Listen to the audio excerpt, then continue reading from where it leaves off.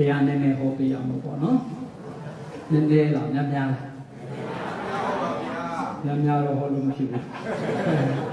ဆုံးကတော့ဘယ်လိုလုပ်မလဲဆရာတော်အချိန်တိုက်ရင်ရက်လို့မရဘူးတော့မမြောက်နေဟုတ်လားကဲဟုတ်ပြီဒီနေ့ကကထိန်ဆိုတော့လေကထိန်နဲ့လွယ်ပြီးတော့တရားတစ်ပုဒ်တော့ဟောပြရမှာပေါ့နော်ကထိန်နဲ့ပတ်သက်တဲ့ဒီကောင်းတရားလေးတွေပေါ့ကဲဟုတ်ပြီကထိန်လူဘောရဏတရားအနေနဲ့မြတ်စွာဘုရားရှင်ကိုတော်တိုင်ဟောကြားတော်မူခဲ့တဲ့ကထိန်အကြောင်းတွေပဲဟောရမှာပေါ့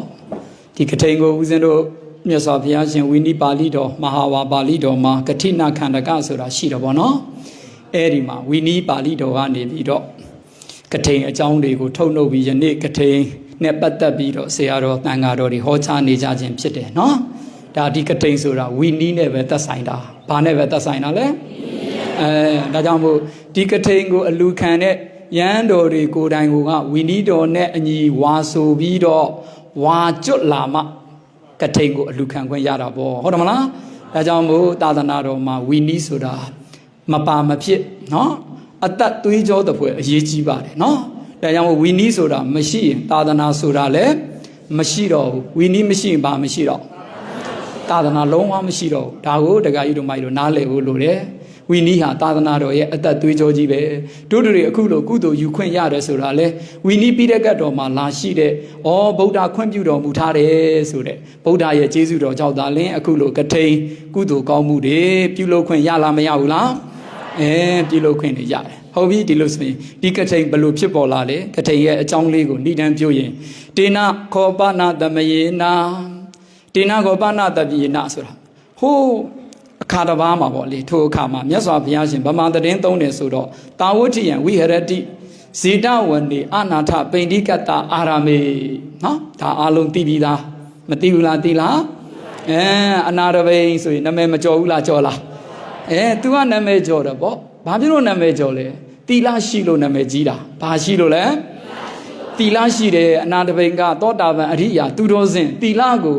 အသက်ဟူသောအကြောင်းကြောင့်မှချိုးဖောက်တာရှိလားမရှိဘူးဥစဉ်တို့ပြိဿတ်တွေမှာကြတော့တီလာကိုအသက်တများချစ်တဲ့လူတွေပါကောင်းပါမယ်ဟုတ်တယ်မလားအသက်နဲ့ရင်ဆိုင်ရပြီဆိုတီလာဖြတ်မဲ့လူလဲပါမလားမပါနိုင်ဘူးလားအနာတပိန်နဲ့တူလားဟေးမတူဘူးဒါကြောင့်မို့တေနသမယေနဗုဒ္ဓဘဂဝါတာဝတိယံဝိဟရတိဇေတဝနေအနာထပိန္ဒိကတအာရမေမြတ်စွာဘုရားရှင်သည်ဇေတဝန်ကျောင်းတော်မှာနော်တည်င်းသုံးတော်မူတဲ့အချိန်တာဝတိမြို့တော်ကြီးမှာဟုတ်လားအဲ့ဒီအချိန်မှာတေနာကောပနာသမယေနတိန်သမတ္တာပါဝေယကဘိက္ခုတဲ့နော်ပါဝေယကတိုင်းသားယဟန်တော်30ဘယ်20တကားကြီးတို့မိုက်တို့တိန်သမတ္တာနော်30အတိုင်းစီရှိတဲ့ပါဝေယကတိုင်းသားယဟန်တော်တို့သည်သူတို့ရဲ့ဂုံထုဝိသေသတွေကဘာလေလဲဆိုတော့တပ်ပေအာရဏိကာတပ်ပေအာရဏိကာတပ်ပေပိန္ဒပါတိကာတပ်ပေပန်တုကုလိကာတပ်ပေတေစီဝရိကာတကယ့်ကြည်ညိုဖို့ကောင်းတဲ့အရှင်မြတ်ကြီးတွေကြားလားကထိန်ကိုအလူခံခွင့်ရမယ်ပုံကိုယ်တွေရဲ့ဂုံရည်တွေကြီးမားလားမကြီးမားဘူးလားကြီးစံရှိခေသူတော်စင်ကြီးတွေနော်ဦးဇင်းတို့နဲ့မိုးနဲ့မြေကွာတယ်ကြားလား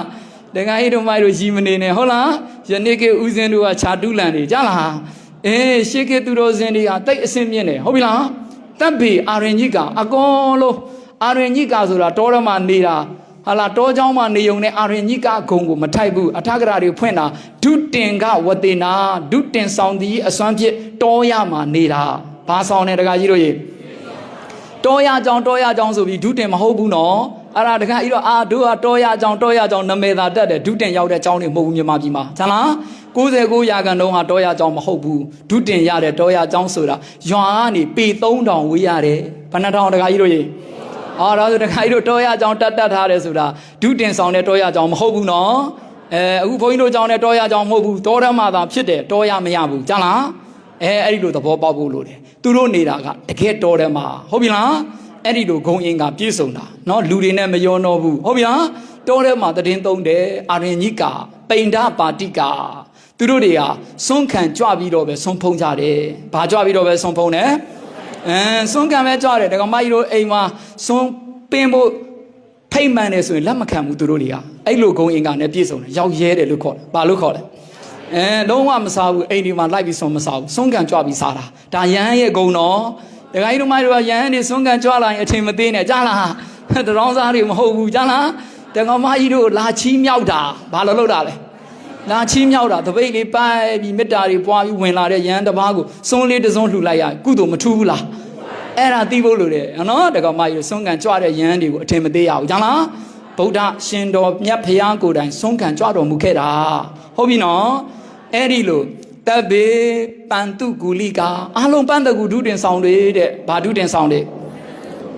ပန်းတကူဒုတင်ဆောင်တွေသူတို့တွေကနော်ပန်းတကူဒုတင်ဆိုတာသင်္ကန်းတွေတခါတော်မတွေလှူတဲ့သင်္ကန်းကိုမဝတ်ဘူးဦးဇင်းတို့လိုမဝတ်ဘူးကြားလားသူတို့ကလိုက်ကောက်တဲ့သင်္ကြန်ကုန်းတွေအမိုက်ပုံတွေကြားလားလမ်းဘေးတွေမြောင်းတွေအဲ့လိုမျိုးပေါ့နော်ပန်းတကူဆောင်တာကြီးညိုဖို့မကောင်းဘူးလားရန်ဘွားဆိုတာအဲ့ဒီလိုမျိုးရောက်ရဲကြတာနော်အဲ့ဒီလိုတပ်ပေတိစီဝရိကာအားလုံးတိစီဝရိဒုတင်ဆောင်ဘာဒုတင်ဆောင်တိစီဝရိဆိုတာသင်္ကန်း3ထည်ပဲဦးဇင်းတို့အများကြီးသင်္ကန်းမယူဘူးအလှမခံဘူးကြီးညိုဖို့ကောင်းအဲ့လိုရန်တွေကြီးညိုဖို့ကောင်းရန်ဘွားဆိုတာရောက်ရဲတာကောင်းတယ်ဘာလို့တာကောင်းတယ်တခါဒီမကြီးရောက်ရဲတာကောင်းတယ်အဲ့ဒါရန်ဘွားရဲ့အနှစ်ဟုတ်ပြီလားပစ္စည်းလလာပါးတွေကိုတတ်မှတ်နေမယ်ဆိုရန်ဘွားပျက်စီးပြီနော်ပျက်စီးသွားပြီအရှင်ဒေဝဒတ်လမ်းကိုလိုက်တယ်လို့ဖြစ်တယ်အရှင်ဒေဝဒတ်ကဂုံလက်ကိုမတ်လို့အဝေစီငရဲကြားသွားတာဟုတ်ရဲ့လားဦးဇင်းပြောတာ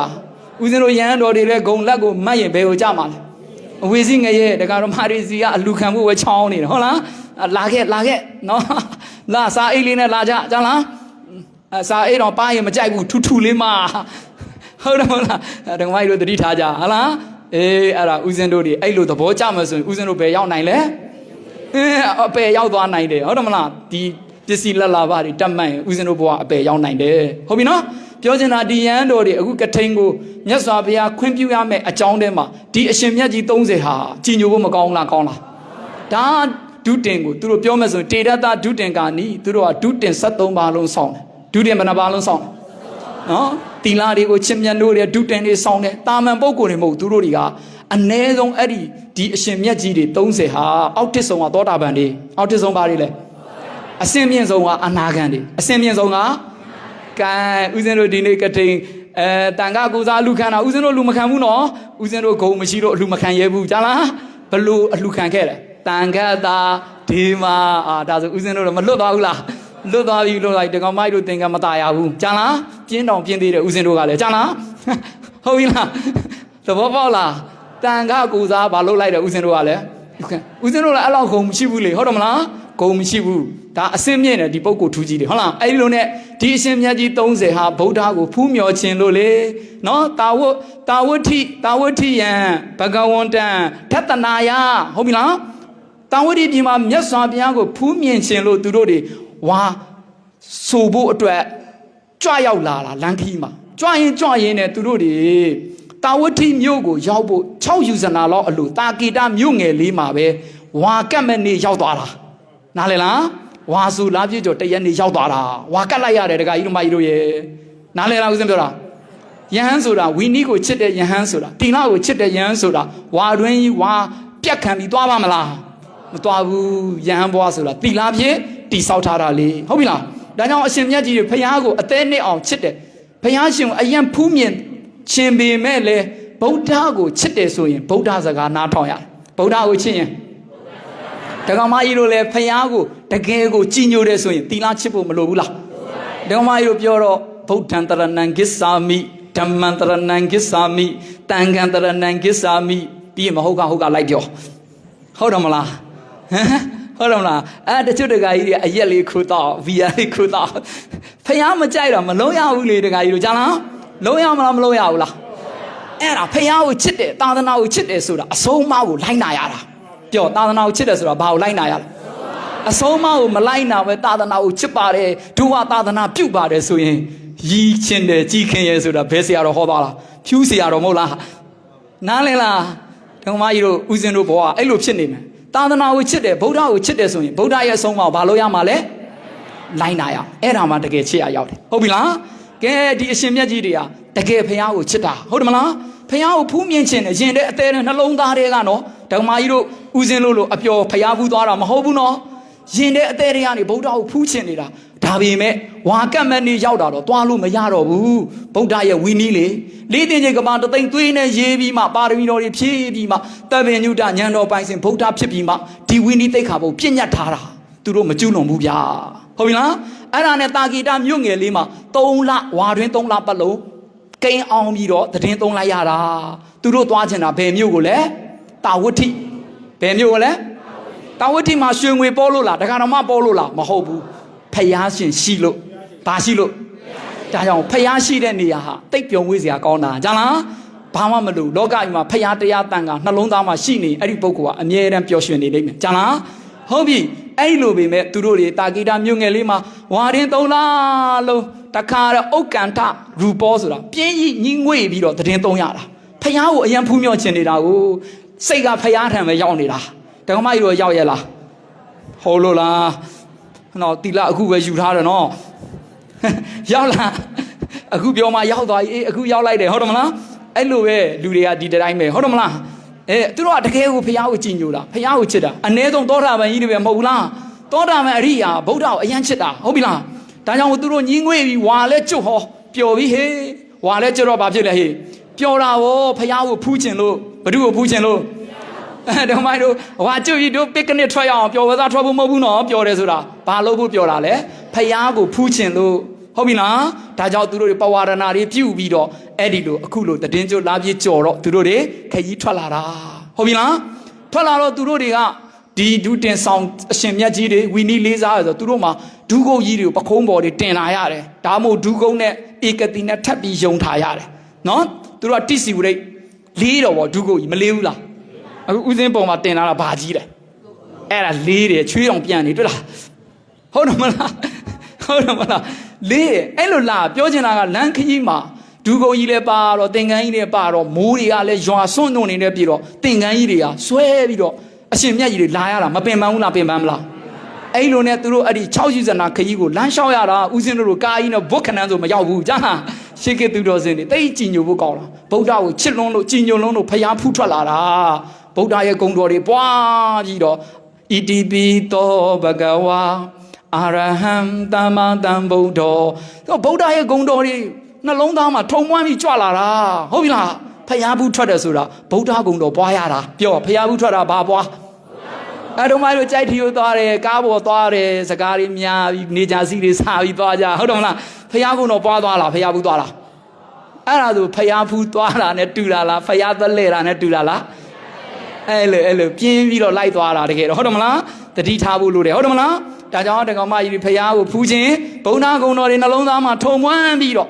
အိမ်ကနေထွက်ရနဲ့စပြီးဖျားကုန်းတော်ပွားသွားရမယ်ဟုတ်ပြီလားအဲ့ဒါမှဖျားလူတော်ကြဖျားဘူးထွက်နီးလို့ခေါ်အဲ့လိုဗုဒ္ဓလူတော်ကြဖျားဘူးထွက်မယ်ဆိုရင်ခြေတလန်းကတိတသန်းပဲကြားလားတန်ဖိုးကြီးတယ်လို့ဖျားဟောတယ်ဟုတ်ပြီနော်ဒီလိုနဲ့ရှင်မြတ်ကြီးတွေကြွလာပြီးတာဝတိရောက်ဗုဒ္ဓနဲ့တွေ့တော့ဗုဒ္ဓအာဂန္တုကယဟန်တော်တွေနဲ့ဗုဒ္ဓတို့ဟာခမနီယာစသည်သဘောမေးမြန်းပြီးတော့ပြောဆိုခြင်းဟာဗုဒ္ဓတို့ရဲ့အာစိန်နံဆိုတဲ့အလေးချက်တော်ကြီးပဲဗုဒ္ဓအမတန်ချိုပြုံးတော်မူတယ်ကြားလားတွေ့လိုက်တာနဲ့ချစ်သားတို့အမောတွေပြည်သွားတယ်ကစ္စည်းခမနီယံဟာလားကြက်နေကောင်းလားကစ္စည်းယပနီယံမြတ်တရလားချစ်သားတို့ဆိုအမောတွေပြေးလို့ကြားလားအဲ့လိုဗုဒ္ဓနှုတ်ခွန်းဆက်တာတယ်သူတို့ကဖျားမေးတဲ့အတိုင်းပဲခမနီယံဘဂဝါယပနီယံဘဂဝါဖြေဆိုကြတယ်ကျမ်းပါပါတယ်မြတ်တာပါတခုတော့ရှိတယ်ရှင်တော်မြတ်ဖျားရဲ့တဲ့ဖះမေးတယ်မေးခွန်းတော်တော်များများချစ်သားတို့တမက်ကသမောဓမာနာစသည်ဖြင့်အားလုံးညီညီညွတ်ညွတ်လေးနဲ့ဝမ်းမြောက်ဝမ်းသာဖြင့်ညှင်းခုန်မှုမရှိပဲရံဖြစ်မှုမရှိပဲချမ်းချမ်းသာသာဝါတွင်းမှာနေနိုင်ခဲ့ရလားလို့မေးတော့โอเคအားလုံးတပ်ပါရမြတ်မြတ်တတနဲ့ချစ်ချစ်ခင်ခင်နဲ့နေခဲ့ရတယ်လိမ္မာလားမလိမ္မာဘူးလားအဲ့ဒီလိုသူတော်ကောင်းတွေကအချင်းချင်းရံမဖြစ်ဘူးသူတော်ကောင်းတွေကအချင်းချင်းရံမဖြစ်ဘူးတူကကိုယ့်ကိုစော်ကားလာရင်တော့တီးခံပြီးခွင့်လွတ်ပြီးနေသွားတာသူတော်ကောင်းတို့ရဲ့စိတ်ထားဟုတ်ပြီနော်အဲ့လိုရှိတယ်ဒါပေမဲ့ရှင်တော်မြတ်ပဲပြတင်ချစ်သားတို့မပင်မပန်းပဲနဲ့ချမ်းချမ်းသာသာဒီအတွန့်စီသောခကြီးကိုလာခဲ့ရပါသလားလို့မေးတော့အဲ့ဒီခါမှကျတော့သူတို့အမှန်တိုင်းပြောပြတယ်တပည့်တော်တို့ကအရှင်ဖျားကိုဖူးချင်လို့ဟိုးအဝေးရနေလာတာဗျာတောင်ဝဋ္ဌိကိုမမီတော့ဘူးဗျာအဲ့ဒီတာကေတဆိုတဲ့မြို့ငယ်လေးမှာပါဝါဆိုလိုက်ရပါတယ်ဗျာအဲ့ဒီမှာရှင်တော်မြတ်ဖျားကိုဖူးချင်လို့ဝါတွင်3လလို့အမတန်ညီငွေပင်ပန်းစွာဖြင့်နေခဲ့ရတယ်ဗျာလာတော့လေလမ်းခီးမှာဒူကုတ်ကြီးတွေယူလာရတော့သင်္ကန်းတွေရေတွေနဲ့စိုးအော်ဟာလဲစွန့်ဖွက်တွေနဲ့နုံတွေမချောက်သေးဘူးလေတော်တွေဖြတ်ရတာလေးတကမာကြီးတို့ကြားလား အဲ့ဒါကြောင့်နည်းနည်းတော့ပင်ပန်းတာဗောဖေတဲ့ကြာလားအခုတော့လေအမောပြေးသွားတာဗောရှင်တော်ဖေကိုဖူးကတော့အဲ့မှာဖေအမတန်မေတ္တာကရုဏာကြီးတယ်အကျဉ်းနာမေတ္တာကြီးတယ်ဗုဒ္ဓဩငါချစ်သားတွေတိတ်ပင်ပန်းတာပဲငါသာကထိန်ကိုခွင့်ပြုလိုက်မယ်ဆိုရင်ငါရဲ့ချစ်သားတွေကဒီဒုက္ခကြီးတွေကိုယ့်မှာကိုကြောင်းမှာထားပြီးတော့လာလို့ရသွားမယ်ကြားလားတခါကြီးတို့ကြီးအဲ့ဒီကထိန်အာနိသင်မရရင်ဒီဒုက္ခကိုထမ်းပြီးလာရတာနားလည်ပြီလားသဘောပေါက်ပြီလားဒါဆိုကထိန်ဆိုတာတန်ခါချမ်းသာကိုခွင့်ပြုတာဘာချမ်းသာဖို့လဲဘယ်တန်ခါတွေချမ်းသာစေခြင်းလို့လဲအခုလို့တိလာကိုချစ်ပြီးတော့သာသနာ့တကယ်အလုံးလုံးနေတဲ့သူတော်ကောင်းတွေချမ်းသာစေခြင်းလို့ဗုဒ္ဓဘာကိုခွင့်ပြုလိုက်ကထိန်အဲ့ဒါကြောင့်ဖခင်အဲ့ဒီကမှာဣဒသမိန်နိဒာနေဣဒသမိန်ပကရဏေဓမ္မိန်ကထံကထိတဝါတရားရှိတဲ့စကားကိုမိတ်ချတာအဲ့ဒီမှာဗုဒ္ဓကတရားတော်ဟောလိုက်တာဒီအရှင်မြတ်ကြီးတွေအားလုံးအာတော်ကုန်ခံရဟန္တာဖြစ်တာကထိန်ခွင့်မပြုမိမှာပဲရဟန္တာဖြစ်သွားပြီဘာကြီးတွေဖြစ်သွားပြီဒါအထာခရာကြီးတွေဖွင့်တာပြောတာရဟန္တာဖြစ်သွားတာဝေဆုံးကတော့သောတာပန်အ ਨੇ ဆုံးအနာဂံတိတည်နေတဲ့ညီနောင်30လုံးသူတို့ညီနောင်30ကျောင်းလာတခိုင်းဓမ္မကြီးတွေဒီအရှင်မြတ်တွေအကြောင်းစိတ်ဝင်စားဖို့ကောင်းတယ်ကျောင်းလာတခိုင်းကြီးတွေတခါတည်းအဲ့ဒီမှာဖျားဟောလိုက်တာတခါတည်းရဟန္တာဖြစ်ပြီးတော့ကောင်းကင်ဘော်တော်ပြန်တက်သွားတာနာနာဖျားကိုဖူးမြော်ပြီးတော့နော်အဲ့ဒီကမှာဗုဒ္ဓအနုဇာနာမိဘိကဝေဝတ္တံဝုဌာနံဘိက္ခုနံကတိနံအထရိတောจิตာတို့ဝါမပုရိမဝါမနော်ကျွတ်တော်မူတဲ့ယဟန်တော်တို့အားကထိန်ကိုခင်းချင်းကငါဘုရားရှင်အနုဇာနာမိခွင့်ပြုတော်မူတယ်ဗုဒ္ဓအဲ့ဒီမှာကထိန်ခွင့်ပေးလိုက်နားလည်ယူနာတကကြီးတို့ကထိန်ခွင့်ပြုတာသဘောပေါက်ပြီလားအဓိကဝီနီးကိုချစ်တဲ့သူတော်ကောင်းတွေဝီနီးနဲ့ပတ်သက်ပြီးတော့တိစီဝရိတ်ဒီဒုကုန်းကြီးတွေကိုကြောင်းမှာထားပြီးတော့လွတ်လွတ်လပ်လပ်ပေါ့ပေါ့ပါပါသွားလို့ရအောင်အဓိကခွင့်ပြုတယ်ဆိုတာသဘောပေါက်ပြီလားဒီလိုဆိုဦးစင်းတို့တွေကဒုကုန်းကိုမဆောင်တော့ဘူးပေါ့အလုံးရှုပ်တယ်ဒုကုန်းတွေမလို့တော့သာသနာမှာဟုတ်လားဆောင်ရှိပြီးဒုကုန်းတွေမသုံးတော့ဘူးဆိုရင်ဒီကထိန်ခွင့်ပြုရတာနည်းနည်းလေးခွာမကျသွားဘူးလားတိတ်ပြီးတော့အဆင်မပြေတော့ဘူးဟုတ်တယ်မလားဒါကြောင့်မို့ကထိန်ဆိုတာတကယ်တော့အဲ့ဒီလိုမျိုးတကယ်တိစီဝရိတ်ဆောင်တဲ့ဝီနီးတိစီဝရိတ်ဆောင်တော်မူကြတဲ့အရှင်မြတ်ကြီးတွေတတ်တာအောင်ဝီနီးဖြစ်ချမ်းသာခွင့်ရအောင်ကထိန်ကိုခွင့်ပေးတာအဓိကပဲကဲအားလုံးသဘောပေါက်ပြီလားညစံဒကမကြီးတို့ကထိန်ဆိုတဲ့အဓိပ္ပာယ်နားလည်ပြီမို့လားဘာကြောင့်ခွင့်ပြုတယ်ဆိုတာသဘောပေါက်ပြီမို့လားဒကမကြီးတို့ရက်ရွာမှာကထိန်နေစူးစူးညံ့ညံ့နေဟုတ်တယ်မလားကြဲကြဲလောင်လောင်တွေဘောက်တွေဆောင်းဘောက်တွေဒူဘတ်တွေရှုပ်ရှက်ခန့်နေတာဟုတ်တယ်မလားအဲ့ဒါကြီးတွေကကထိန်ဟုတ်လို့လားမဟုတ်ဘူးလေကွန်းတော်ကိုင်ပန်းတော်ကိုင်နေကမကြီးတို့လှုပ်ပုံတွေကြည့်ပါအောင်ဖះလို့တော့ကြသေးလား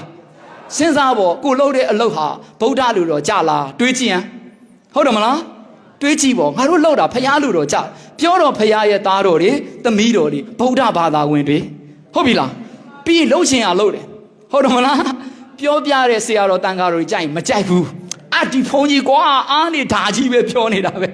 ဒါပဲပြောစရာရှိတယ်ဘုန်းကြီးဆိုတာမကောင်းမြတ်တာကောင်းရာညွန်လက်လေဒါဘုန်းကြီးလေဟုတ်တယ်မလားတန်ခမကြီးတို့ကျွေးတဲ့စွန်းတွေစားပြီးတော့မဟုတ်တာတွေလုပ်နေတာကိုဦးဇင်းတို့တားခွင့်မရှိဘူးလားမတားရဘူးဆိုဘာထူးတယ်တန်ခမကြီးတို့ကျွေးချင်ရကျွေးမယ်တိတ်တိတ်နေဒီဘုန်းကြီးတွေငါတို့လုပ်ချင်ရလုပ်မယ်အဲ့လိုပုံစံမျိုးဆိုကောင်းပါမလားစဉ်းစားဖို့ဦးဇင်းပြောတာဟုတ်တယ်မလားဒါကြောင့်မို့ဗုဒ္ဓလူတော်ကြကထိန်ဖြစ်အောင်လုပ်နိုင်ရမယ်ဟုတ်ပြီလားဦးဇင်းပြောတာအဲ့လိုရှိတယ်တခါကြီးတွေပြောချင်တာဒီအရှင်မြတ်ကြီးတွေရဟန္တာအရှင်မြတ်ကြီးဖြစ်ပြီးမှအဲ့ဒီကထိန်ကိုဘာလို့တော်မူခဲ့လဲခွင့်ပြုတော်မူခဲ့တယ်အဲ့ဒါကထိန်ပဲကြားပြီလားကထိန်လူချင်းတကားကြီးတွေသဘောပေါက်ပြီလားကထိန်ဆိုတာအဲ့ဒါပဲဒါဆိုကထိန်ဆိုတာဘာကြောင့်ကထိန်လို့ခေါ်တယ်ဆိုအကျိုးတရား၅ပါးကိုခိုင်မြဲစေတယ်နော်ကတိယတေကတိနံဒီအခုလို့တတ္တပညာနဲ့ပြည့်စုံတဲ့တရားတော်မတွေ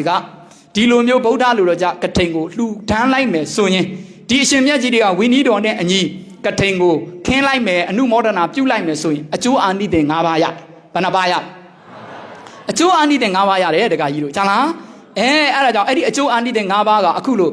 တည်င်းကျိုးလားပြည့်ကျိုးတရက်နေ့ကစပြီးတပေါင်းလားပြည့်9လအတွင်းမှာဒီအကျိုးတရားကခိုင်မြဲတယ်ဒါကြောင့်မို့ကထိန်လို့ခေါ်တယ်ဟုတ်ပြီနော်နောက်တနည်းကထိန်ကိုဖွင့်တာကတိယတေတိလာကတေပတန်တိယတေဗုဒ္ဓဒီဟိတိကတိနံဖယားစာသာပုဂ္ဂိုလ်များကဟောကြားမိန်မွတ်ချီးမွမ်းအပ်လူမြတ်ကထိန်မြည်ဖယားစားရှိတဲ့အရိယာသူတော်စင်တွေချီးမွမ်းလို့ကထိန်လို့ခေါ်တယ်နားလည်ပြီလားဘာဖြစ်လို့သာသနာပြုတဲ့နေရာမှာ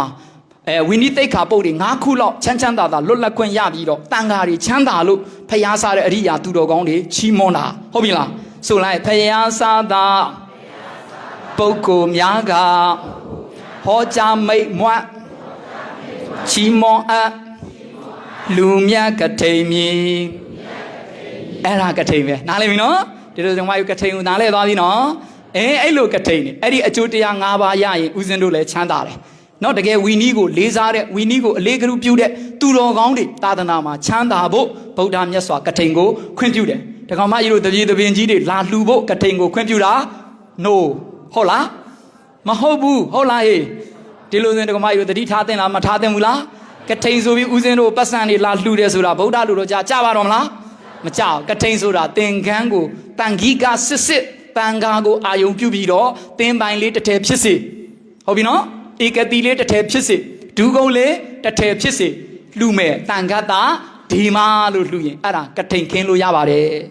သဘောကျလားဦးဇင်းပြောတာဒီလောက်ဆိုသဘောပေါက်ပြီမဟုတ်လားအဲ့ဒီကထိန်သင်္ကန်းကိုဘဒူတွေလှူခွင့်ရှိတယ်ကြိုက်တဲ့လူလှူလို့ရတယ်ဒေဝဝါမနှုတ်သောဝါလူဖြစ်စေနတ်ဖြစ်စေလှူခွင့်ရှိတယ်ကြားလား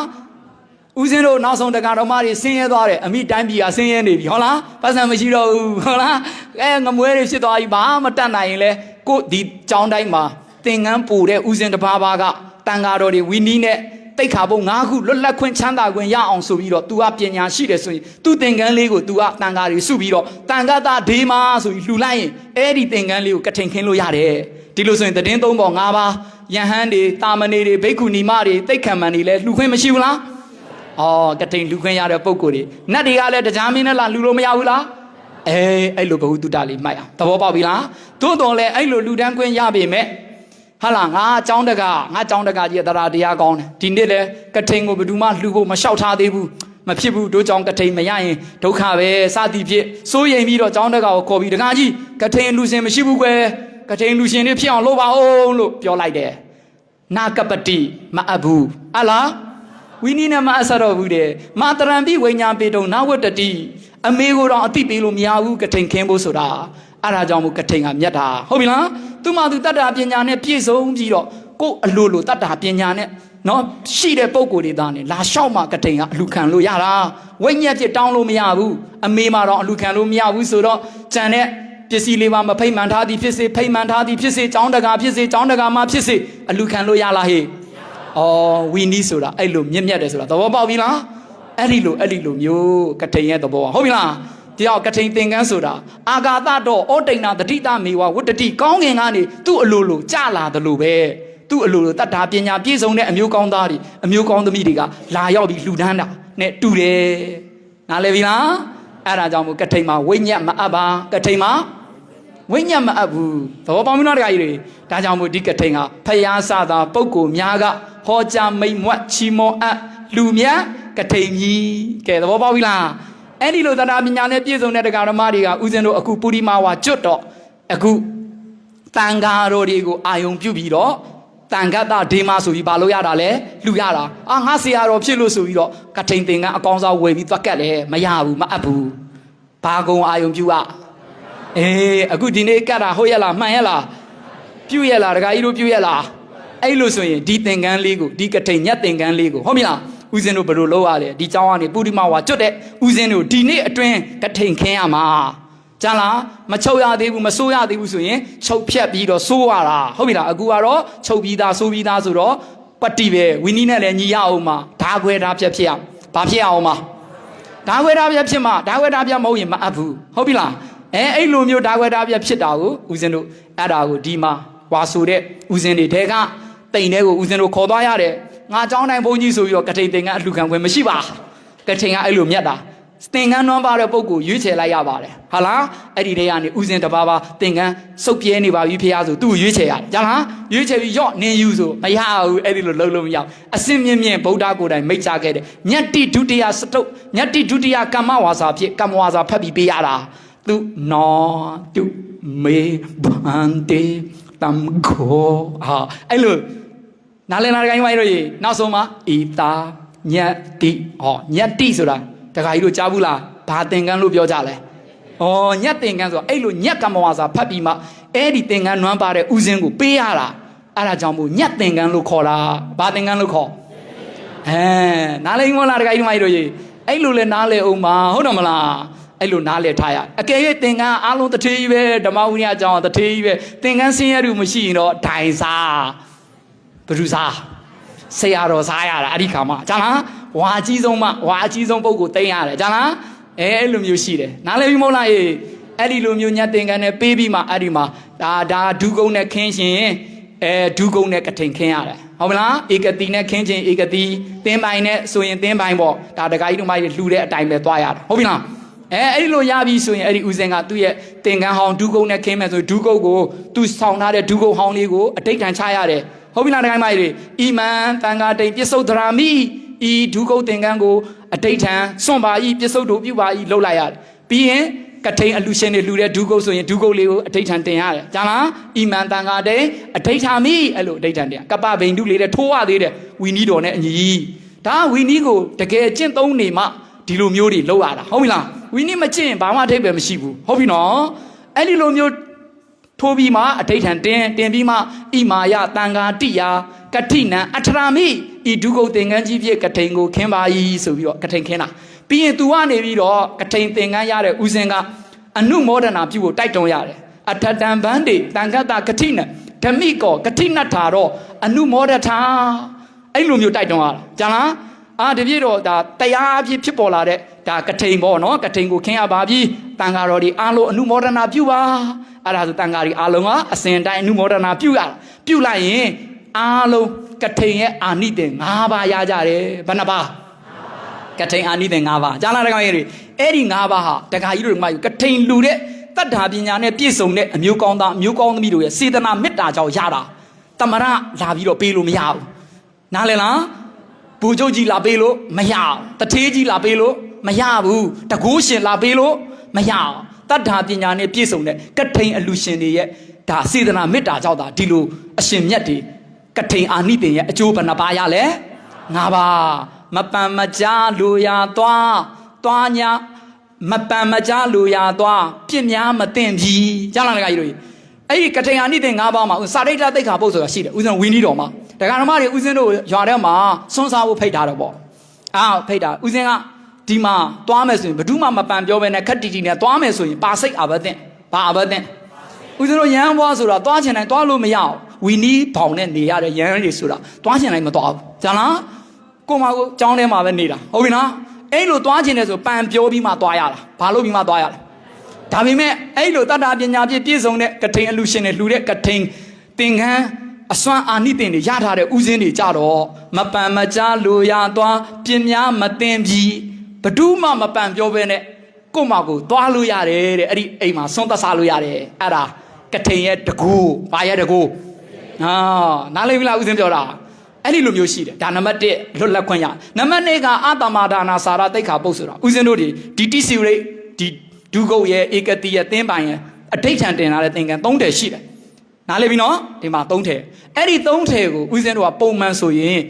သွားတဲ့နေရာတိုင်းယူသွားရတာဒီကထိန်အာနိသင်ရပြီဆိုရင်လေးတယ်ကွာငါပင်ပန်းတယ်ခဏတော့ကျောင်းမှာခြံသွားမယ်ဆိုရင်ခြံသွားလို့ရသွားတယ်အဲ့ဒါသူ့ရဲ့ဆွမ်းအာတတိပဲနားလည်ပြီလားဒီလိုဆိုရင်ဒီဒုကုတ်ကိုမဆောက်ဘူးဒုကုတ်မသုံးတော့ဘူးဆိုရင်ဒီကထိန်အထိပ်ပဲရှိသေးလားစဉ်းစားဖို့ပြောတာရှိပါတော့မလားဒါကြောင့်မို့ရဟန်းဘွားဆိုတာဝီနိသိက္ခာပုဒ်တွေကိုကျင့်နိုင်ရင်ပိုကောင်းတာပေါ့အကျိုးများတယ်အလူရှင်တွေအတွက်လည်းအကျိုးများတယ်ကျင့်တဲ့ရဟန်းတော်တွေအတွက်လည်းအကျိုးများတယ်ဝီနိသိက္ခာပုဒ်တွေဆိုတာမကျင့်ဘူးဆိုရင်ရဟန်းတော်တွေအတွက်လည်းအကျိုးနည်းတယ်တက္ကရာမတွေအတွက်လည်းအကျိုးနည်းတာပေါ့သဘောပေါက်လားဥစဉ်ပြောတာအဲ့ဒါကြောင့်မို့ဒီ TC rate နဲ့ညှိကင်းပြီးတော့သွားလို့ရတယ်ဟုတ်ပြီလားအဲ့ဒါကြောင့်မို့3ထဲထဲမှာထားလို့ရထားကသွားနိုင်သည်ဟောဒီသင်္ကန်း3ထဲထဲကကိုထားခြင်းတဲ့သင်္ကန်းကိုကြိုက်တဲ့နေရာမှာထားပြီးတော့လွတ်လွတ်လပ်လပ်သွားနိုင်တယ်နားလည်ပြီလားအဲ့ဒါနံပါတ်2အကျိုးတရားဟုတ်ပြီလားနံပါတ်3အကျိုးတရားကဘယ်လိုလဲဆိုတော့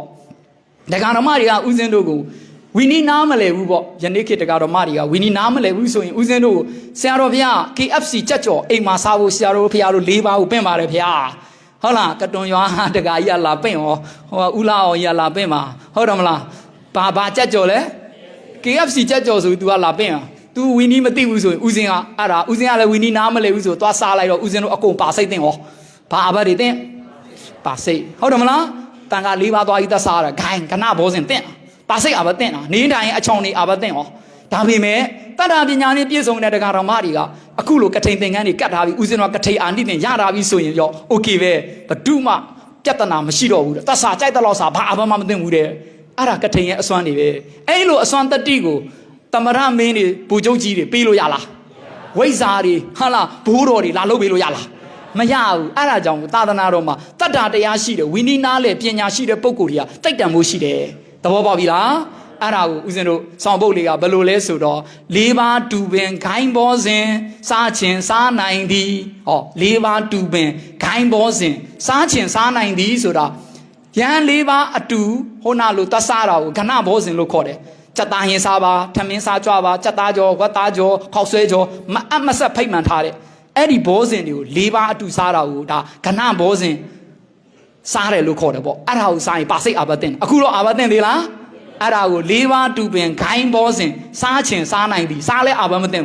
မစားလဲအာဘမတင်တော့ဂိုင်အဲ့ဒါကထိန်အာနိသင်အစွမ်းမဟုတ်ဘူးလားနံပါတ်၄အာနိသင်ကဘာလဲဆိုတော့ဦးဇင်းတို့တရားတော်မတွေဦးဇင်းတို့ရဟန်းဘွားမှာသင်္ကန်းတွေအခုတော့လက်လှူကြတယ်တရားမကြီးလို့ကြားလားအဲ့ဒါဦးဇင်းကယူပြီးတော့တစ်တာတဲ့သင်္ကန်းတွေတင်ထားတယ်ဒီတိုင်းသိမ့်ခွင့်မရှိဘူးဦးဇင်းတို့ရဟန်းဘွားကြီးကထူးဆန်းတယ်ဒီတိုင်းသိမ့်ထားရင်ဒီသင်္ကန်းတွေ10ရက်ကျော်ရင်နေတကိထိုက်10ရက်ကျော်ရင်ဘာထိုက်နေတကိဆိုတာစွန့်ပြီးမှဒေသနာကြားရတာအဖြစ်ဖြစ်နေပါစိတ်အာဘတင်နော်အဲ့ဒါနော်နေတိုင်းကိုပစ္စည်းနဲ့ကိုတော့ရဟန်းဘွားဝီနီနားမလဲအာဘတင်လားမတင်ဘူးလားအဲ့ဒါရဟန်းဘွားမှာဝီနီမသိဘူးဆိုရင်အဖြစ်တွေများတယ်သဘောပေါက်ပြီလားဒါကြောင့်ဒကာကြီးတို့မကြီးတို့ဝီနီတွေရဟန်းတော်တွေဆိုတာသိရတယ်ဒကာတော်မတွေကလည်းရဟန်းတွေကိုကူညီဖို့လူနဲ့ဆိုင်တဲ့ရဟန်းဝီနီတွေသိထားဖို့မလိုဘူးလားဟိုနာဖိတ်မှန်တဲ့နေရာမှာစက်သားရင်စားပါဆိုကောင်းပါမလားအဲ့လိုမဖိတ်ရအောင်ဘယ်လိုဖိတ်ရမလဲစက်သားစွန်းဟင်းဟောဘယ်လိုသုံးရလဲ KFC ကြက်ကြော်စွန်းဟင်းစားဖို့ကြွပါအဲ့လိုဆိုရတယ်နားလေဦးစင်ကြက်ကြော်ကြိုက်လို့ပြောတာမဟုတ်ဘူးတော့ဟိုသူတို့အထင်သေးနေအောင်ပဲလုံးဝမစားဘူးကြားလားယောဂဖြစ်တဲ့အကျော်တွေကြားလားကင်ဆာဖြစ်တဲ့အကျော်တွေပယားကြော်တွေစမူစာကြော်တွေအီကြာကွေးကြော်တွေဦးစင်ကအဲ့ဒီအစီကြော်တွေရှောင်းတာသွေးချင်းတယ်နှလုံးသွေးကြော်တွေကျင်းတယ်အဲ့ဒါသတိထားခဲ့ကြားလားဒါပြောပြတာကြော်ညာဝင်ပေးတာကြားလားကျမ်းမာရေးလဲလိုက်စားကြဟုတ်ပြီလားကျမ်းမာမှသာသနာပြုနိုင်မှာဟုတ်ရဲ့လားဦးစင်ပြောတာဟုတ်ပြီအဲ့ဒီလိုမျိုးစားလို့အပြစ်မတင်ဘူးဟုတ်ပြီနောက်ထပ်သင်္ကန်းတွေကိုလည်းထားခြင်းတယ်လို့ထား10ရက်လွန်တော့လဲနေတကိအာဘတ်မတင်တော့ဘူးတဲ့ကထိန်အာနိသင်စွမ်းလားမစွမ်းဘူးလားအဲ့ဒါကြောင့်မို့သင်္ကန်းများစွာငါလာမှာတိန်ကာထားနိုင်သည်ဟောသင်္ကန်းများစွာငါလာမှာတိန်ကာထားနိုင်သည်တဲ့ဦးဇင်းတို့တနင်္ဂနွေလာပြီဆိုတရက်နေရနေတစောင်းမို့နတ်တော်ပြာသူတပုတ်တဲ့တပေါင်းလာပြီဆိုဘယ်နှလားအဲ့ဒီ9လအတွင်းမှာကြိုက်တဲ့ပုဂ္ဂိုလ်သင်္ကန်းလာလူကြိုက်တဲ့အဝတ်ပိတ်စလက်လူဦးဇင်းတို့ကြိုက်တဲ့လောက်တိန်ထား10ရက်လွန်လဲအပြစ်မတင်တော့ဘူးအာဘမတင်တော့ဘူးတဲ့ကောင်းလားမကောင်းဘူးလားအဲ့ဒါဝီနီလွတ်လပ်ခွင့်ရသွားတာပေါ့နော်သဘောကျလားဦးဇင်းပြောတာအဲ့ဒါကထိန်ရဲ့အာနိသင်အစွမ်းနေနောက်ဆုံးတစ်ချက်ကတော့လေတန်ခါလူညာသင်္ကန်းများသူအားသာဖြစ်သည်ဦးဇင်းတို့မှာတန်ခါသဒေမလို့တရားတော်မတွေတန်ခါအတွက်သင်္ကန်းလက်လူတယ်ဆိုရင်ပေါ့ဒီကြောင်းတိုင်းမှာဥပမာပေါ့ဆရာတော်တစ်ပါးပဲဒီမှာဝါဆူတယ်ပေါ့ကျန်တဲ့အာဂန္တုတွေကနောက်မှရောက်လာတယ်ဝါကျွတ်မှရောက်လာတယ်ပေါ့ဆရာတော်တစ်ပါးပဲကထိန်အာနိသင်ရထားတယ်ဆိုရင်ပေါ့နော်ဒီတန်ကြီးကလှူတဲ့သင်္ကန်းမှန်တယ်မြကျန်တဲ့ဦးစင်အပါ100ပဲလာသူတို့ပေးစရာမလိုဦးစင်တစ်ပါးတည်းပိုင်ဟောလားနားလည်ပြီလားဒါကထိန်အာနိသင်ရဲ့အစွမ်းကြိုက်တဲ့ပုဂ္ဂိုလ်လားသူမှသူနိုင်ငံတော်သမ္မတပဲလာနိုင်ငံတော်မဟာနာဥက္ကဋ္ဌကြီးပဲလာဂျာလားဒီသင်္ကန်းကိုပေးစရာမလိုဘူးကထိန်အာနိသင်ရတဲ့ဦးစင်ပဲပိုင်တယ်တန်ကြီးကဖြစ်ပေမဲ့ကထိန်အာနိသင်အစွမ်းရှိတဲ့ပုဂ္ဂိုလ်သားလင်ဒီသင်္ကန်းကိုပိုင်ဆိုင်ခွင့်ရှိတယ်တဲ့ဒါဝိနည်းရဲ့ထူးခြားချက်တွေနားလည်လားဦးစင်ပြောတာဒါကထိန်အာနိသင်ရဲ့တကူတွေပေါ့ဟုတ်ပြီလားဒါကြောင့်မို့တန်ခါလူညာသင်္ကန်းများသူ့အားသာဖြစ်သည်ဒီလိုဆိုတော့အကျိုးအာနိသင်ဘယ်နှပါရအဲ့ဒါဗုဒ္ဓမြတ်စွာဘုရားကထိန်ကိုခွင့်ပြုတာအဲ့ဒီအကျိုး၅ပါးရဖို့အဓိကကြားလာတဲ့ခိုင်းတို့မကြီးတွေအဲ့ဒီလိုဆိုတော့အလူရှင်တွေကဘာရလဲမေးအလူရှင်တွေပတ်စံကိုရတယ်ဟုတ်လားအလူရှင်တွေကသင်္ကန်းလူတဲ့ကုသိုလ်ရတာဗောဘာရတော့ဒါပေမဲ့အဘိဓမ္မာနည်းရဇနေတိတတိတံပါကံဆိုတာရှိတယ်ဟုတ်လားဇနေတိတတိတံပါကံဆိုတူသောအကျိုးကိုဖြစ်စေတယ်ဆိုတော့မိမိတို့ကငါတို့တွေဒီလိုကထိန်သင်္ကန်းကိုလှူရင်အခုဆရာတော်ပြောလိုက်တဲ့အကျိုးအာနိသင်ရဟန်းတော်တွေရတယ်လို့သိထားရင်မကောင်းဘူးလားတခါကြီးတို့ဘာမှမသိဘဲလိုက်လှူနေအဲ့ဒီအကျိုးရချင်မှရမှာဟုတ်တယ်မလားတခါကြီးတော့သိထားတယ်ဒီလိုရဟန်းတော်တွေကချမ်းသာတယ်ဝီနည်းတွေလွတ်လပ်ခွင့်ရှိတယ်ဟုတ်တယ်မလားအဲ့လိုဆိုတော့ဦးဇင်းနံပါတ်1ဦးဇင်းပြောခဲ့တယ်နော်မပန်မကြလူရသွားနော်ပြင်းများမသိမ့်ဘူးဘသူမှပန်ကြားစရာမလိုပဲခရီးသွားလဲအပြစ်မရှိသလိုမိမိတို့မှာအဲ့ဒီဇနေတိတတိတံပါကံအရာဟုတ်တယ်မလားမိမိတို့တွေပဲမြည်သည့်ပုဂ္ဂိုလ်မှနော်ဂယုဆိုင်စရာမလိုတော့ဘူးတာစီကင်းกว่าလွတ်လပ်စွာလိုရသွားနိုင်သည်ဆိုပြီးအဲ့ဒီအကျိုးရလာနိုင်တယ်တဲ့နားလည်လားအတားစီအပိတ်ပင်မရှိဘူးကဲယနေ့ကဆိုတားတာတွေစီးတာတွေပိတ်တာတွေမများဘူးလား ကန်အဲ့ဒီအကျိုးအာနိသင်ရရင်တော့တာစီကင်းกว่าလွတ်လပ်စွာလူရသွားနိုင်သည်ဆိုတဲ့အဲ့ဒီအကျိုးလေးရမယ်တဲ့ဒါကတော့အကျိုးပေးမယ်ဆိုရင်ပေါ့နော်တေချာပေါ့တော့ဥစဉ်တော့မယုံဘူးဟုတ်လားသွားကြည့်လေအခုကလေးလူရှင်တွေသွားကြည့်လေရပါမလားကန်ဆိုရင်တော့စီခံလိုက်ရမှာဟုတ်တယ်မလားအဲ့ဒါကြောင့်မယုံတဲ့ဟုတ်ကြားလားဒါကတော့စာရဥစဉ်ကပြောပြတာပဲရှိတယ်နော်အဓိကကတော့တန်ခါတွေချမ်းသာရင်ကျင့်တတ်ဖို့ဗျာဟုတ်တယ်မလားအကျိုးတရားတွေမမျှော်ပါနဲ့တခါကြီးတို့ကြားလားဥစဉ်ကတော့ပြောစရာရှိလို့ဆက်ပြောပေးလိုက်မှာကြားလားဒုတိယအကျိုးကဘာရနိုင်တယ်ခုနကတိစီဝရိတ်သင်္ကန်းကြီးကိုပေါ့ပေါ့ပါပါဟာလားဒီတိစီဝရိတ်တွေကိုခြံပြီးတော့လွတ်လွတ်လပ်လပ်ပေါ့ပေါ့ပါပါမသွားနိုင်ဘူးလားသွားနိုင်လားအဲ့ဒီအတွက်မိမိတို့မှာလဲဇဏေတိတတိတံပါကံရမိမိတို့ကဘာအကျိုးရမယ်ဆိုရင်မိမိတို့လဲတာဝန်ကိစ္စမလေးလားဟာလားပေါ်လာလေတော့သည်ဟောတာဝန်ကိစ္စမလေးရပေါ်လာလေတော့သည်မိမိတို့မှာအလုပ်ကိစ္စတွေပေါ့ပေါ့ပါပါခရီးသွားရင်လည်းအိတ်ကြီးအိတ်ငယ်ထမ်းစရာမလိုတော့ဘူးနောက်လိုက်လေရထမ်းပေးမှာပေါ့ပေါ့ပါပါပဲမိမိတို့ကမင်းသမီးလေးတို့ကြော့ကြော့လေးသွားရမှာကဲမကောင်းလားကောင်းလားအဲ့ဒါလည်းမယုံနဲ့ဟုတ်တယ်မလားဒါလည်းပြောပြတာပဲရှိတယ်ဥစဉ်တော့မယုံသေးဘူးကြာလားအကျိုးပေးရင်တော့ပြောမတတ်ဘူးနော်စေတနာကလည်းထူးဆန်းတယ်ဆိုတော့ဟုတ်ပြီလားအဲ့ဒါလေးတော့ရှိတယ်ဆိုတော့ပြောပေးရသေးလားဟုတ်တယ်မလားတတရအကျိုးကဥစဉ်တွေမှာဘာအကျိုးလဲဆိုတော့ဟိုနာတွေကခဏဘောစဉ်သွားစားတာအပြစ်တင်လားမတင်ဘူးကြက်ကြော်စားဝက်ကြော်စားဘာမှမဖြစ်ဘူးမဟုတ်လာ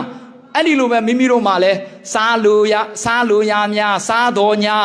ာဘေးများမဖြစ်ပြီးဟောကြိုက်တာစားတယ်ဘေးမတင်ဘူးတဲ့ရမ်းပြီးတော့မလုံနဲ့ကြားလားအကုန်လုံးဝန်းလျှောကုန်မှာ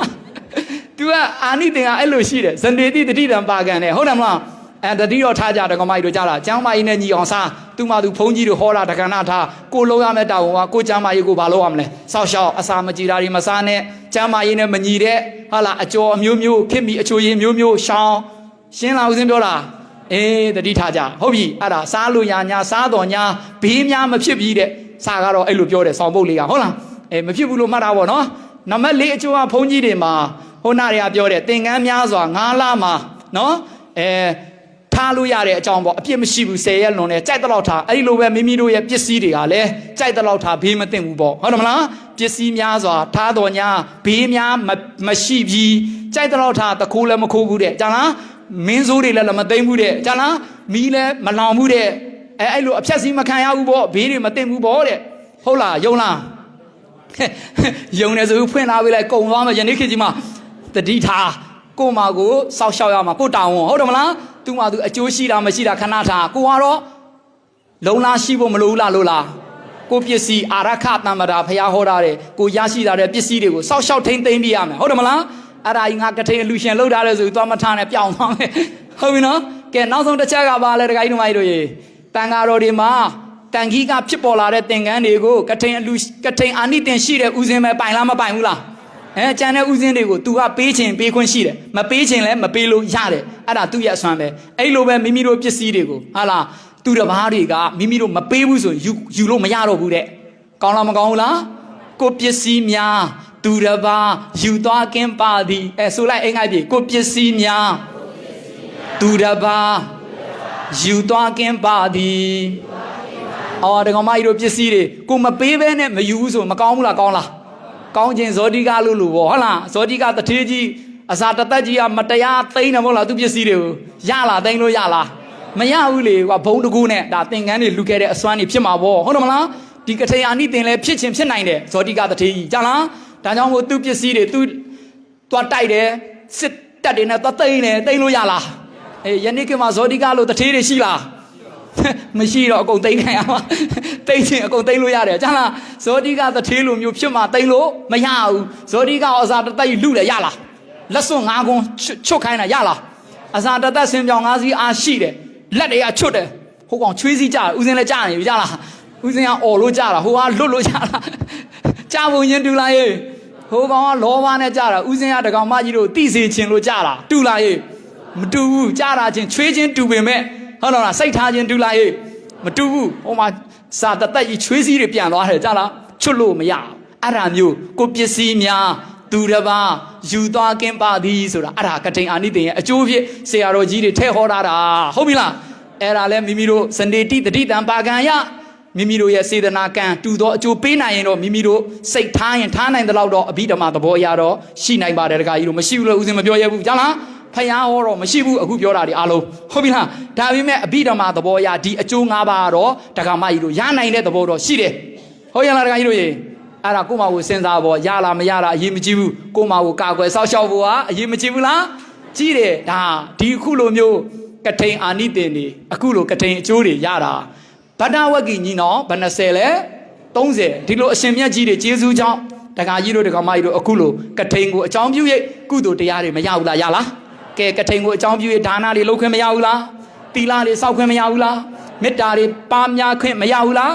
ရတယ်တရားတော်တွေနာကြားခွင့်မရဘူးလားအသိဉာဏ်တွေလင်းလန်းခွင့်မရဘူးလားဘာပဲပြောပြောအကျိုးတော့မရှိဘူးလားဖရာလူတော်ကြလို့ရင်တော့အကျိုးရှိမှာပေါ့ဟုတ်တယ်မလားဒီအရှင်မြတ်ကြီးတွေကလည်းထူးထူးဆန်းဆန်းဗျာဒီအရှင်မြတ်ကြီးတွေအကြောင်းပြောလိုက်အောင်မကျောင်းသားတက္ကကြီးတွေဒီအရှင်မြတ်ကြီးတွေကဘယ်လိုထူးဆန်းနေလဲသူတို့ဟာတခြားလူမဟုတ်ဘူးဧကပိတုဘာတုနံသူတို့ဟာကောသလမင်းကြီးရဲ့အဖေတူအမေခွဲအဲ့ဒါဆိုဘယ်လိုတော်လဲညီကိုပေါ့ဟုတ်လားတက္ကကြီးတွေဘာလို့ခေါ်လဲအဖေတူအမေခွဲဆိုညီကိုတွေပေါ့နော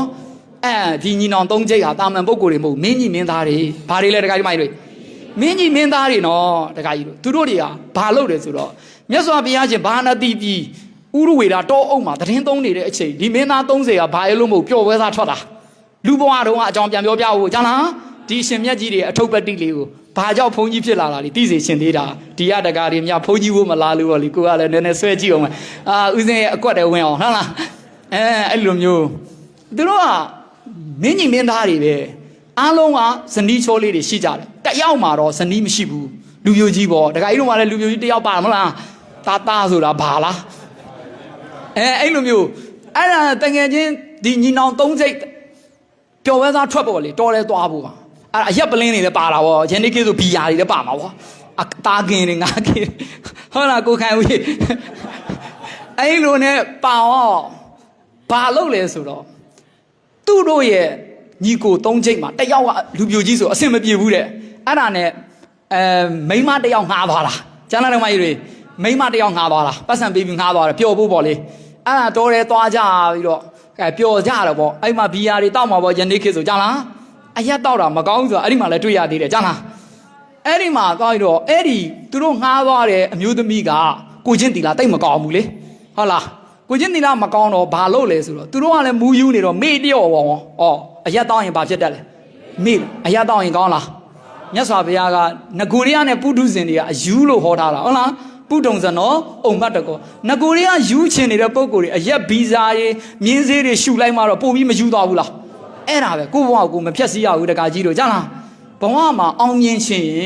်ရှောင်ကျင်ရမယ့်တရား၃ချက်ရှိတယ်မူရစ်စေဝါအရက်သေးစာလုံးဝမတောက်နဲ့လောင်ကစားလုံးဝမလုံးနဲ့အပျော်အပါမလိုက်စားနဲ့ဒီ၃ချက်ရှောင်ရင်ဘဝမှာမအောင်မြင်စရာမရှိဘူးယောက်ျားတို့ရဲ့ဇွဲလုံးသားတတိဖြစ်ကိုချင်းတီလာရှိဖြစ်စ조사ကြည့်မြည်တိယောက်ျားမဆိုအောင်မြင်တယ်ကြားလားတကာကြီးတို့ဘယ်တော့မှငတ်ပြတ်ယူထုံးစံမရှိဘူးယောက်ျားတို့ရဲ့အာသွမ်းပြည့်အလုံးလုံးရင်ဟုတ်ရလားဦးဇင်းပြောတာဒီ၃ချက်ရှောင်ပါလူငယ်တွေဘယ်နှချက်လဲမူရစေဝါအရက်သေးစာလုံးဝမသုံးဆွဲနဲ့နော်လောင်ကစားလုံးဝမလုပ်ပါနဲ့ဟုတ်ပြီနော်အပျော်အပါလုံးဝမလိုက်စားပါနဲ့စူးစမ်းကြည့်ပါ10နှစ်နဲ့အောင်မြင်မှုရလာမှာဟုတ်ရလားဦးဇင်းပြောတာအဲ့လိုရှိတယ်တခါကြီးတို့မိုက်တို့နော်ဒါကြောင့်မို့ဒီလူငယ်လေးတွေကတော့မင်းသားတွေဆိုတော့ပတ်စံကလည်းပေါ်မင်းကြီးမင်းသားဘရင်သားတော်တွေလည်းဖြစ်တော့ပျော်ပါမေ့သွားရောဟိုဟာပြေးတစားမအကုန်လုံးတိမ်သွားတော့သူတို့ရဲ့အထုပ်တွေအကုန်လူပြီးထွက်ပြေးရောဟာအဲ့ဒါနဲ့မေ့ပြီးတော့တတိရတဲ့ချိန်မှာမရှိတော့ဘူးအမျိုးသမီးကအဲ့ဒါနဲ့အမျိုးသမီးကိုဝိုင်းပြီးလိုက်ရှာရတာဗောဟုတ်တယ်မလားလိုက်ရှာရင်နဲ့အမျိုးသမီးမတွေ့ဘူးဖယားတစ်ပင်အောင်မှာထိုင်ဖယားနဲ့တွေ့ရောကိုခိုင်ဦးဖယားနဲ့တွေ့တော့ကံကောင်းအောင်ဟုတ်လားအဲ့တွေ့တော့မြတ်စွာဘုရားတွေ့တော့သူတို့ကဖယားကိုခက်တီတီနဲ့တတ်လို့တယ်ဟာရှင်တော်ဖယားတဲ့အမျိုးသမီးတယောက်မတွေ့ဘူးလားတဲ့ဟာဒုက္ခပဲဖယားကိုသွားအမှုပတ်တော့ဖယားပြောတယ်ဟဲ့မင်းသားလေးတို့ဟာလားအဲ့ဒီအမျိုးသမီးကိုရှာဖွေတယ်ဟုတ်ပြီမင်းတို့ကအမျိုးသမီးကိုရှာတယ်အဲ့ပြီအမျိုးသမီးကိုရှာတာရဲ့ကိုရှာတာရဲ့ဟာလားကတမန်နုခောဘယ်ဟာဝရဏုခောဘယ်ဟာပုံမြတ်တယ်ကြားလားမင်းတေးတန်အဲ့ဒီအမျိုးသမီးကိုရှာခြင်းနဲ့ကိုရှာခြင်းနှမျိုးတို့တွင်ကတမန်အဘယ်ရှာခြင်းကဝရဏုခောတာ၍မြတ်ပါလေလို့မေးလိုက်တော့ကောင်းအမှုဖြေသွားတယ်ဗုဒ္ဓရဲ့တရားတော်အစွမ်းကြောင်းလားပါရမီလည်းပါတာဟုတ်ကြောင်းလားအမှုပြေဟာရှင်တော်မြတ်ဗျာကိုရှာတာကပုံမြတ်ပါတယ်ဗျာအဲ့ဒီကမှာဖခင်ကတရားဟောတာဘာလို့လဲတရားဟောလိုက်တာအဲ့ဒီမှာတရားဟောလိုက်တာအဲ့ဒီမှာတွေကနဲ့သူတို့ကသောတာပန်အနာဂံတိတည်သွားကြတာ ရှင်းလားအိမ်မှာအေးဘိတ်ခုခေါ်တာအားလုံးရဟန်းနေဖြစ်ကုန်တာရဟန်းတာမဖြစ်သေးဘူးအဲ့ဒီချိန်သဘောကျလားဦးဇင်းပြောတာဒါကြောင့်ဒကမကြီးတို့ဘဒုကိုရှာမှာလဲကိုရှာပါကိုစိတ်ကိုသိအောင်ကြိုးစားပါကိုအကြောင်းကိုမသိတဲ့အတွက်ဒကာကြီးဒကမကြီးတို့တန်တရာမှာအိုကြရနာကြရတေကြရဟုတ်လားတောကပရိဒေဝဒုက္ခဒေါမနတဥပယာတတွေနဲ့အချင်းချင်းလဲရံဖြစ်ကြရမုံကြရစိတ်ဆိုးကြရစိတ်ကောက်ကြအိတ်တာဖြစ်လိုက်ရမစ္စရိယဖြစ်လိုက်ရရှုပ်ချက်ခက်ဘူးလားမခက်ဘူးလားခက်လားခက်နေရောရှုပ်ချက်ခက်နေတာလောကကြီးอ่ะတခါတဲ့နိဗ္ဗာန်ရောက်တော့မချမ်းသာဘူးလားဒီကောင်မကြီးတို့ရှုပ်နေတာမြင်ရလားအဓိကခန္ဓာရှိလို့ရှုပ်နေတာဘာရှိလို့ခန္ဓာကြီးရှိနေတော့ဒီခန္ဓာကြီးမရှိရင်ရှင်းသွားပြီဘဒုမှလက်ညှိုးထိုးစရာမလိုတော့ဘူးအခုတော့လက်ညှိုးထိုးနေရတယ်မဟုတ်လားသူကြောင့်ကိုကြောင့်တခါမပါဘူးဟုတ်တယ်မလားဒုက္ခရောက်ရင်သူကြောင့်ပဲကောင်းရင်ငါကြောင့်အတ္တသမားတွေဟုတ်တယ်မလားဒကာကြီးမကြီးတွေဒါကြောင့်ဦးဇင်းတို့တွေဒီအချိန်မှာကိုရှာတော့တခြားဗရိဒ္ဓကိုရှာရမှာလားကိုရှာရမှာလားကိုရှာရင်အမှန်ကိုမြင်မယ်ကိုမရှာသေးရင်အမှန်တရားကိုမြင်မှာမဟုတ်ဘူးဒကာကြီးတို့မကြီးတို့သဘောပေါက်လားဒီမင်းသားတွေသိတယ်နော်ဘာဖြစ်လို့လဲသူတို့ကအတိတ်ရှေ့ဗုဒ္ဓဘုရားရှင်လက်ထက်တုန်းကပါရမီတော်တွေဖြစ်ခဲ့တာကိုတဲ့ဟိုးတုံတီးကဇက်မှာကြတော့သူကသီလစောက်ထိန်ခဲ့လို့အဲ့လိုပဲဖွင့်တာဘာစောက်ထိန်ခဲ့လို့သီလအစွမ်းအမခံတော့သီလစောက်ခဲ့တဲ့အတွက်အခုလိုကုသိုလ်တတိတွေပေါ်လာတာတဲ့သီလအထင်မသေးနဲ့နော်ဒါပေမဲ့ဦးဇင်းတို့တာရထတီကဝိမတိတီကအဖွင့်ကြတော့သီလတွေမကဘူးတဲ့ကြားလားသူတို့ကပါရမီတော်တွေဖြည့်ကျင့်ခဲ့တာရှေ့ဖရာလက်ထက်တွေမှာတဲ့ဒါနာသီလနော်တရဏဂုံပါတယ်သီလပါတယ်တရဏဂုံပါတယ်တဲ့ကြားလားဒကမကြီးတို့ပြီးလို့ရှိရင်တဲ့တမထဝိပဿနာတွေလည်းအားထုတ်ခဲ့ပါတယ်တဲ့ဒါကြောင့်ဒကမကြီးတို့နိဗ္ဗာန်လိုချင်ရင်ဒီဖရာသာသနာတော်မှာဒါနလူသလိုသီလအဓိကကျင့်ရမယ်တရဏဂုံဆွဲသီလမြဲရမယ်တမထဝိပဿနာတရားတွေလည်းအာမထုတ်သင့်ဘူးလာ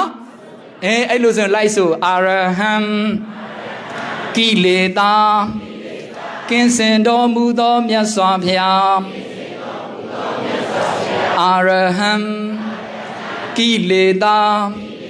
ာကင်းစင်တော်မူသောမြတ်စွာဘုရားအာရဟံကိလေသာကင်းစင်တော်မူသောမြတ်စွာဘုရားအဲ့ဒါသမထပဲကြားလားသမထပဲဒီဗုဒ္ဓဂုံတော်သမထဟာဘာဝနာတို့တွင်အမျက်ဆုံးပဲတက္ကမကြီးတို့ဗုဒ္ဓနုတ္တိဘာဝေဟိဘာဝနာနမနုဿတံလို့အဲ့ဒီလိုဟောကြားထားတယ်ဒါကြောင့်ဗုဒ္ဓဂုံတော်ကိုတက္ကမကြီးကိုတေချာပွားဖို့ဦးဇင်တိုက်တွန်းပါတယ်နော်ဗုဒ္ဓဂုံတော်ပွားမယ်ဆိုရင်ဘယ်လောက်ထိကောင်းလဲဆိုတော့လောကီလောကုတ္တရာဆွဲဆုံးကြီးပါတိချာကိုပါရမီမြောက်အောင်ပွားစမ်းပါဟုတ်ပြီလားနိဗ္ဗာန်ကိုရည်ရတောင်းတပြီးပွားပါလောကီကပြောเสียမလို့ဘူးဗုဒ္ဓမြတ်စွာသည်လောကီအတွက်ဒကာကြီးတို့ဒကာမကြီးတို့သစ္စာတရားတွေကိုသိဖို့ပါရမီဖြစ်ခဲ့တာမဟုတ်ဘူးဗုဒ္ဓသည်လေးသိန်းကဘာတသိန်းလုံးလောကီကိုမစွန့်ခဲ့ဘူးလားတရှိတမဲ့ကာမဝတ္ထုတွေကိုဗုဒ္ဓဟာစွန့်လွတ်ခဲ့တယ်ဆိုတာသဘောပေါက်လောကီဆိုတာတောင်းတเสียမလို့ဘူးမိမိတို့ရဲ့တီလာစွမ်းအားတွေနဲ့နော်မိမိတို့ရဲ့ဒီဘာဝနာအစွမ်းတွေကဘယ်ဘဝရောက်ထိတ်တန့်ကြီးပဲဖြစ်မှာဟုတ်ပြီလားတောင်းတစရာမလို့ဒါတွေကဝတ်ဒုက္ခတွေကိုဖြစ်စေတယ်ဟုတ်ပြီလားဒါကြောင့်မိမိတို့ကကုသိုလ်လုပ်တဲ့အခါတိုင်းမှာဝိဝတ္တဒါန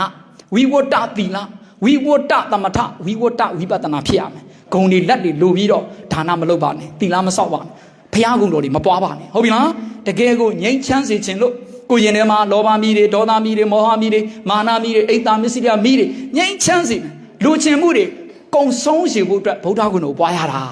သဘောကျလားဦးဇင်းပြောတာဗုဒ္ဓဂုံတော်ကိလေသာကင်းစင်တော်မူသောမြတ်စွာဘုရားစဉ်းစားကြည့်လေဒကမကြီးတို့ကိုရင်ထဲမှာချက်ချင်းကိုငြိမ်းချမ်းသွားတယ်ဖြစ်ပေါ်လာတဲ့လောဘမီးတွေဒေါသမီးတွေမာနမီးတွေချက်ချင်းကိုငြိမ်းသွားတာအဲ့ဒါကချမ်းသာအစ်စ်ပဲမဟုတ်ဘူးလား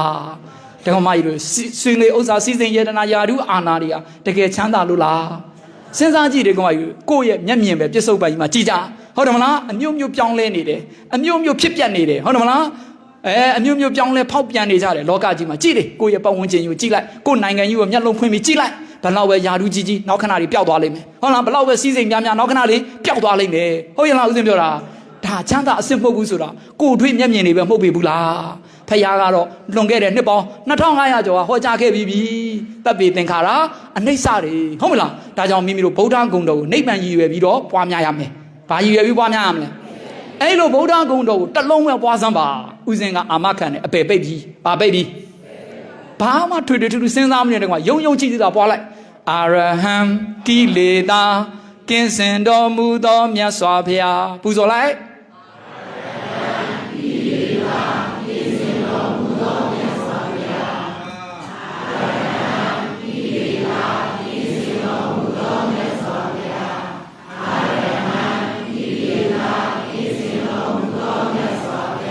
အဲ့ဒီလိုပွားရင်ကိုရှာဖွေတာတွေ့လာလိမ့်မယ်ကြားလားဒါကြောင့်မို့သူတစ်ပါးတွေကိုရှာဖွေနေတဲ့ဗဟိတကိုရှာဖွေတာနဲ့ကိုရှာဖွေတာမှာကိုရှာဖွေတာကအမြတ်ဆုံးပဲဟုတ်ပြီလားဗုဒ္ဓဂုဏ်တော်ကိုပွားများနေခြင်းဟာကိုရှာဖွေနေတာပဲသဘောကျလားဦးဇင်းပြောတာအဲ့လိုကိုရှာဖွေခြင်းအစ်စ်ကိုတကယ်ကိုဗုဒ္ဓဂုဏ်တော်ပွားများနေတဲ့ပုဂ္ဂိုလ်ဟာပြစ္ဆုတ်ပံမှာကြိုက်တဲ့အန္တရာယ်ကြုံအစ်စ်ပဲတုံလုံးမှုမရှိဘူးကြောက်ရွံ့မှုမရှိဘူးထိတ်လန့်မှုမရှိဘူးသူရင်ထဲမှာဗုဒ္ဓဂုဏ်တော်ပဲထုံမှန်းပြီးတော့လောကဓာတ်ကိုရင်ဆိုင်ဖို့အစဉ်သစ်ဖြစ်နေတယ်။နောက်ဆုံးမရဏမင်းနဲ့စစ်ခင်ရတဲ့အချိန်မှာလည်းပဲတခါတည်းနျူကလ িয়ার လက်နက်ပိုင်ရှင်လိုပဲနျူကလ িয়ার လက်နက်ပိုင်ရှင်ကတခြားသောတိုင်းပြည်တွေကိုတိတ်ပြီးတော့ကြောက်ရွံ့စရာမလိုသလိုပဲနောက်ဆုံးမရဏမင်းနဲ့စစ်ခင်တဲ့နေရာမှာအကောင်းဆုံးလက်နက်ပိုင်ရှင်ဖြစ်တဲ့မရဏမင်းကိုပြုံးလေးနဲ့စစ်ခင်ဖို့နော်အစဉ်သစ်ဖြစ်နေလိမ့်မယ်။သဘောကျလားဦးဇင်းပြောတာအဓိကကိုချင်းတီလာရှိပါအားလုံးပေါ်မှာစိတ်ကောင်းထားမေတ္တာထားကြပါနော်ပြီးရင်ဗုဒ္ဓဂုဏ်တော်ကိုပွားများနေလိုက်ပါဒီပုဂ္ဂိုလ်အတွက်အပယ်ပိတ်ပြီးသားဟုတ်ပြီလားဒါကြောင့်နောက်ဆုံးမိမိတို့တွေရုပ်တရားကြီးတအားဖောက်ပြန်လာမယ်ရုပ်တရားကြီးတအားဖောက်ပြန်ရင်နာကျင်ခြင်းဒုက္ခဝေဒနာတွေဖြစ်ပေါ်လာပါတယ်ဟုတ်ပြီလားအဲ့ဒီလိုရုပ်တရားကြီးဖောက်ပြန်တဲ့နာကျင်ခြင်းဒုက္ခဝေဒနာတွေဖြစ်တယ်နောက်စိတ်ကနေတိလေုံပဲရှိတယ်ငါသူတစ်ပါးယောက်ျားမိန်းမမရှိဘူးငါနာတာမရှိဘူးဟုတ်ပြီလားသူနာတာလည်းမရှိဘူးရုပ်တရားကြီးဖောက်ပြန်လို့နံတရားကြီးကတိနေတာပဲရှိတယ်ဘာကြီးဖောက်ပြန်သွားလဲနောက်စိတ်နံတရားကဘာလုပ်နေလဲတိဒါပဲဖြစ်ပေါ်နေတဲ့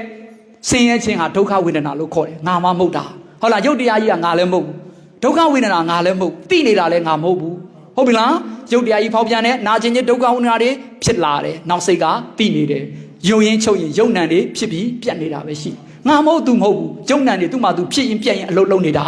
သဘောပေါက်လားဦးဇင်းပြောလား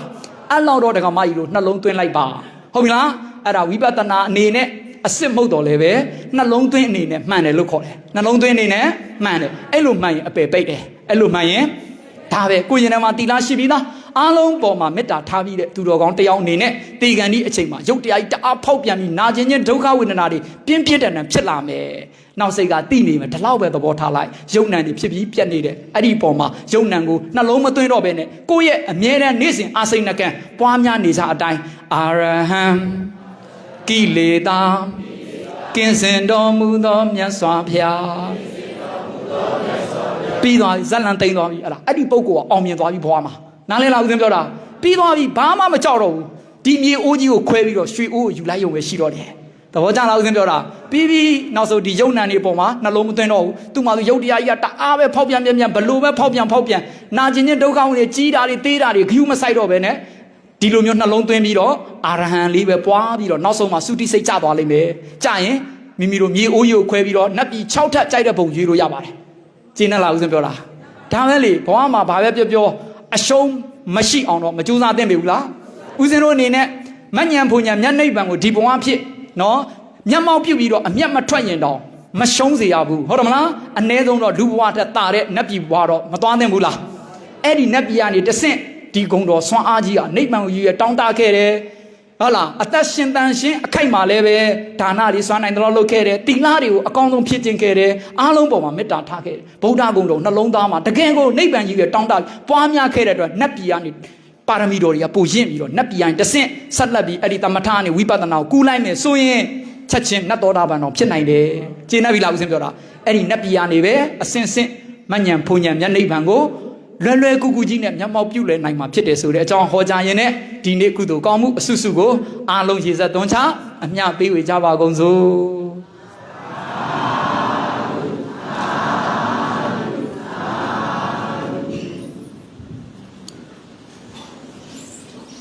ကဲလိုက်စို့နော်ဣဒံမေပုံညံအာတဝက်ခေယံဝဟံဟောတုဣဒံမေပုံညံနိဗ္ဗာနတ္တပစ္စယောဟောတုမမပုံညပါကံတပ္ပတတ္တနံ